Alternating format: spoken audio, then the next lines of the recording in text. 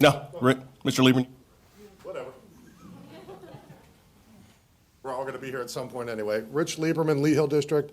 I'm here representing the We Love Our Educators movement. I kind of wanted to talk about the board comments in response to public comments last time.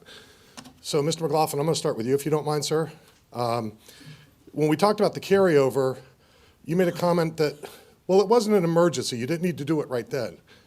I actually say you're wrong, sir, because the carryover was to fund the pay raise this year for the maintenance, or not maintenance workers, the janitorial staff and the bus drivers. Now, it's in the budget that Mr. Twigg's going to present. So, Mr. Ross, you said that was illegal, but you are funding a one-time expense and then putting it in the budget. So it is important. It's also important, sir, because of the bonuses. As you've had multiple teachers say, people are looking to leave. That $1,000 bonus that you guys keep kicking the can down the road to even, you argued over setting a date to set a date. It would mean a lot and show them that you want them here. But you keep kicking the can down the road saying it's not important. And sir, I just think you're wrong on that. Mr. Ross, wow. So let's talk about some of your comments, sir.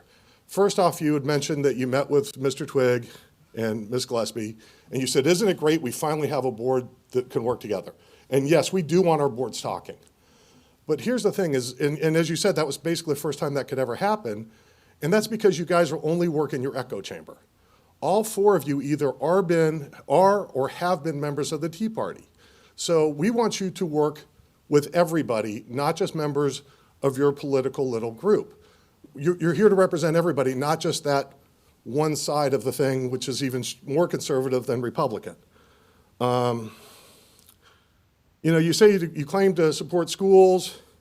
You know, we talked about the carryover, but you said the teacher shortage hadn't raised to your thing, come to your board.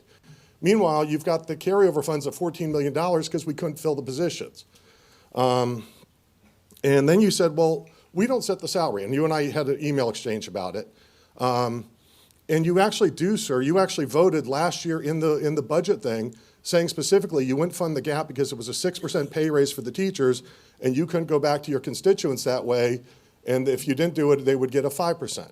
Of course, originally, 2 years before, the schools were supposed to get a 3%, the county staff was supposed to get a 3%. That all got froze. The staff got it a few months later. I don't know exactly how long. School staff didn't. So the 6% was just a catch-up because the county staff was also getting that 3%. So you say you don't vote on the salaries, but you specifically did, sir, and I asked you to just own that, saying, yes, you do have influence on it, and you gave me this, you gave me that. You actually then said, well, the schools are playing politics because they put their salaries below the top of the thing, whereas Mr. Petrovich puts it at the top. Well, my understanding, and I encourage you to ask this question when you have the school staff here, is my understanding is they can't put the salaries at the top because they have to put all their mandates above that. And so when you have the staff here, find out if I'm right, ask that question. Because you say it's the school's playing politics, I say they're doing what they have to do. So anyways, that's it. Thank you. Next speaker.